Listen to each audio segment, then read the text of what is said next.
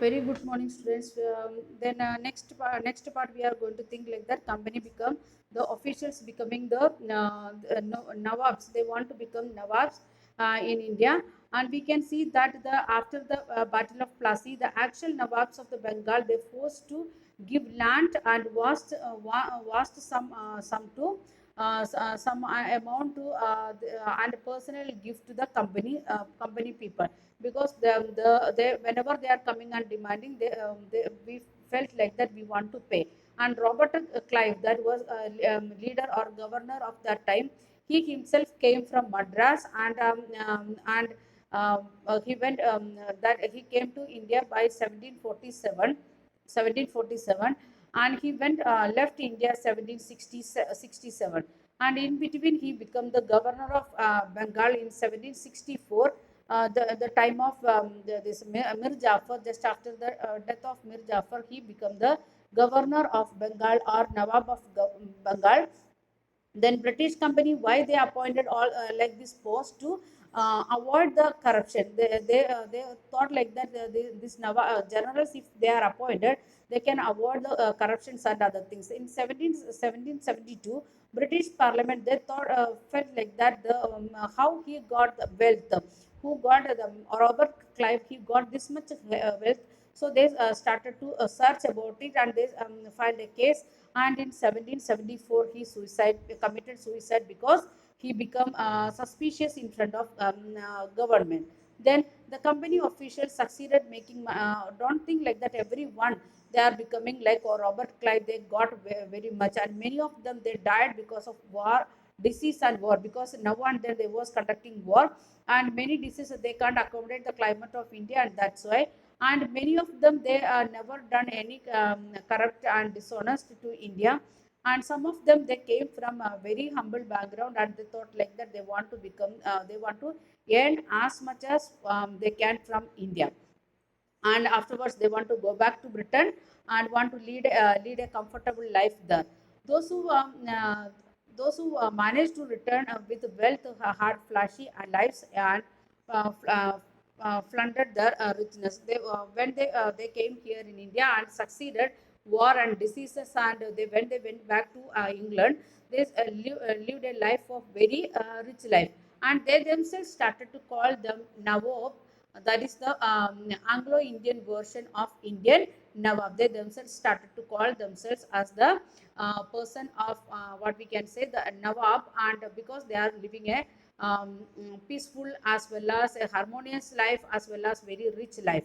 Then the we can see they were often seen to the upstarts and social climbers in British society. When they are even though they came from the lower strata of the British, and when they are reaching after becoming the wealthy people, they are becoming the upper class in British. They came from a low class family, and they came here in India and accumulated maximum wealth, and when they returned to Britain, and they got a good positions in England, and they started to call like themselves as in Nawabs, as well as they got this we can say status in the society like that upper class. Because in British we know that like Indian we have the system of caste system here in India, like that in British or European countries they have class system. And in caste system or class system, we know the low class or low caste as well as the upper caste and the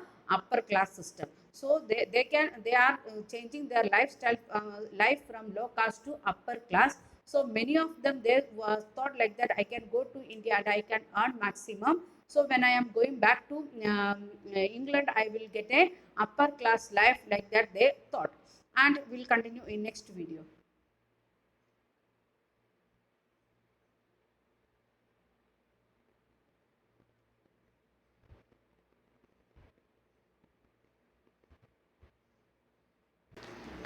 Next part it is company rule expands, how they are expanding their rule, that we are going to see. And we can see how they are doing the annexation of the state. They started to make the annexation of Indian states. For that time it is from 1755 to 1857, means 100 years time they used to expand themselves here in India.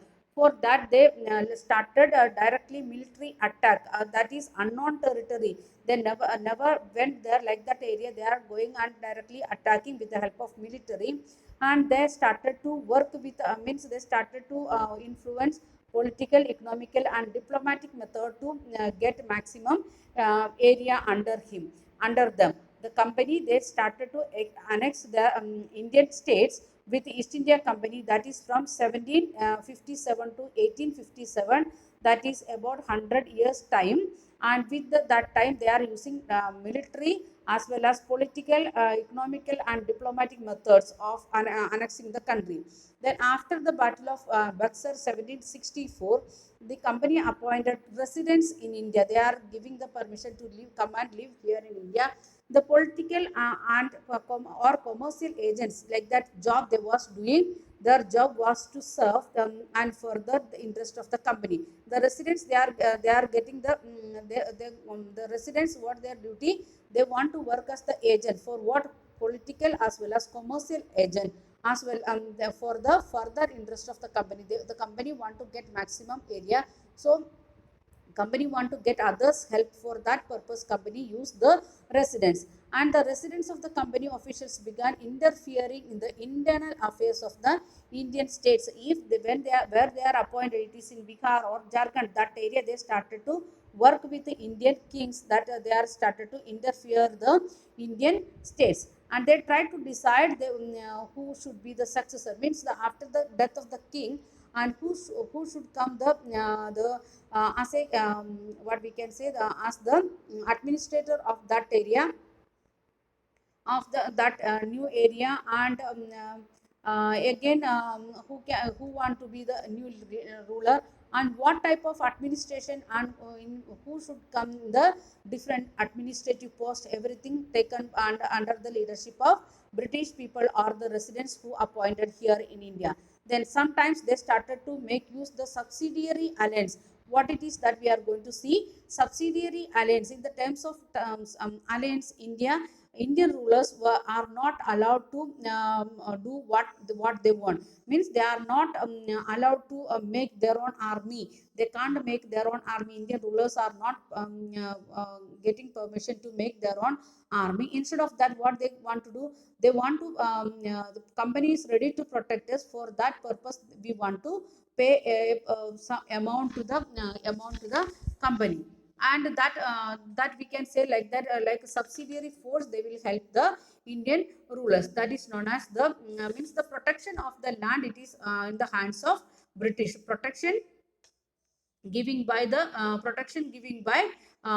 ruler of East India Company, and ruling by Indian rulers. That was the condition in the time of subsidiary alliance. And when the Richard became the governor in 1798 to 1885, the Nawab, the subsidiary force, he taken the different area under him, by using the subsidiary subsidiary alliance. And in that Awadh, and another one area, that is the Awadh is taken under this rule, that is 1801. Even Hyderabad also taken come under the British rule because of subsidiary alliance. We will continue in next video.